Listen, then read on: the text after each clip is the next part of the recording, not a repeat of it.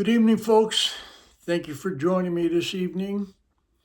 I think this is a kind of an interesting little bit of information for you, especially if you're in the dating market, per se. Dating apps after the age of 40 gets interesting. I tried this myself. I think it was probably August of 24. I saw that Facebook came out with a dating app, and it was very new, I believe, then. I believe it was just started, but anyway, I did sign up for it. And it definitely was interesting, to say the least. I know I stayed on there probably until maybe approximately a month or two ago, when I finally couldn't take it anymore. I plenty of responses. I mean, people sending you likes and even some conversation back and forth, back and forth.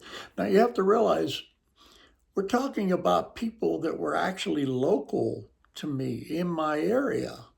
Okay, so I thought, well, I mean, what better way, coffee date, something like that, just to meet someone face to face and talk a little bit. But what I found here in the West, in Denver, was it appeared to me that there were a lot of women on there that didn't seem to be interested in meeting anyone. They were interested in sending likes, getting likes, maybe chatting a little too much, and that would be it. And as soon as you tried to progress with it, they kind of weren't interested any longer, or they'd just disappear.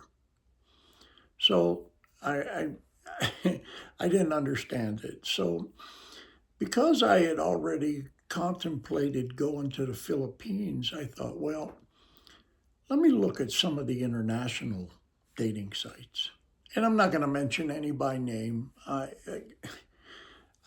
that's a that's a topic all of its own. Okay, but this is something completely new to us at our age. Okay, we grew up in a world where dating involved eye contact, actual conversations, and meeting people in real life, not swiping left or right on a photo. And yet here we are. Here's the big picture. You're not alone. Let's ground this in some reality. About one third of the adults in the US have tried dating apps. Hundreds of millions across the world have used dating apps at some point. But here's where it gets interesting, okay? People 30 to 49 years old, roughly one in three, have, are on dating apps. And people 50 to 64, roughly one in five. People 65 and over, it drops down to about one in eight people. Am I the only person my age on these things? That's kind of the way I thought originally. I don't know. I don't know about you, but statistically speaking, no. We're just part of a smaller group. That's all. But what's interesting is we're one of the fastest growing groups on dating sites. You can read into that whatever you choose. Um, in other words, you're not late. You're just early to the senior surge. Let's let's leave it there. Um, why dating apps feel so backwards for mature adults? Well, Dating apps were built around speed, volume, instant gratification, which works great if you're 25 years old. You live on your phone, you think you think the word hey or a smiling emoji is a complete sentence. That's hardly the case for us. But if you're 50, 60, 70, and you value substance, well, courtesy and not feeling like you're shopping for people the way you shop for socks, apps reward attention, not intention. That's a clear distinction you need to make. You get matches, don't get me wrong, but nothing meaningful happens. That's not a personal failure. That's a design feature. If we break down the age groups in this now, okay, in your 40s, you're often juggling careers, co-parenting, emotional scars you didn't order but somehow received anyway.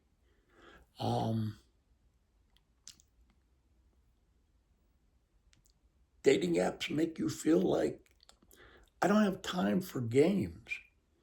But in your 50s and 60s, how the tone shifts.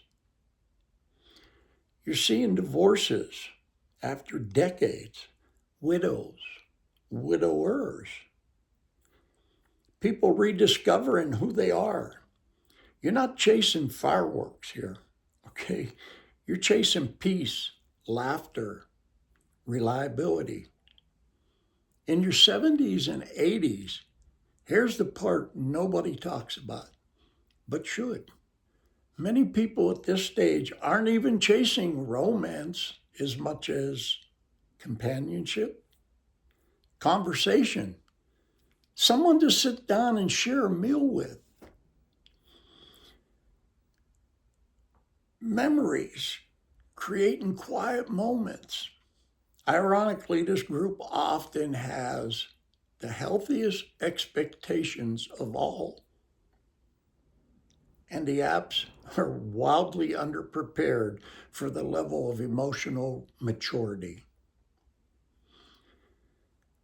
Let's talk about profiles. You know how they want you to set a profile up and talk about yourself and say what you're looking for.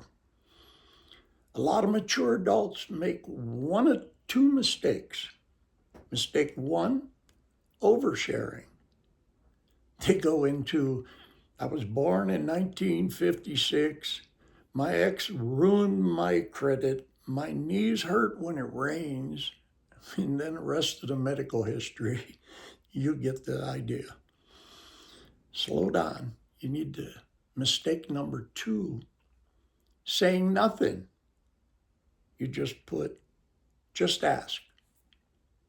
No, people will not ask. Your profile's not a confessional. It's not a resume. It's a conversation starter. That's it. That's all it's intended for.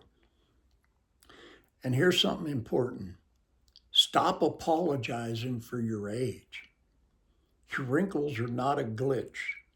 They're proof of survival. Ghosting, silence, and modern disrespect. Let's address the elephant in the room. Ghosting hits harder as we get older. Why? Because we were raised to say goodbye, explain ourselves, treat people like people. On dating apps, silence is normalized. But here's the reality. When somebody disappears, it's rarely personal. It's usually overwhelm, distraction, or emotional unavailability. Don't internalize systemic behavior. Rejection on apps is often not rejection, it's just misalignment. People are actually what are they actually looking for? Despite the stereotypes, most dating app users globally say they're looking for serious relationship, long-term companionship, or meaningful connection. Only a smaller portion say they're here purely for casual reasons. And among people 50 and older who are partnered today, a noticeable, though modest, percentage met through online dating. I would have never guessed that when I researched this. Translation, it can work. But it works best when expectations are realistic. Here's a mindset shift that changes everything. You're not competing, you're filtering. Dating apps are not auditions, they're introductions. You're not trying to be chosen by everyone. You're trying to find one person who fits the life you have now, not the life you had at 25. That means fewer matches, slower pacing, and stronger boundaries. And that's not weakness, that's wisdom. If dating apps were honest, the disclaimers would read, some photos may be 10 to 15 years old.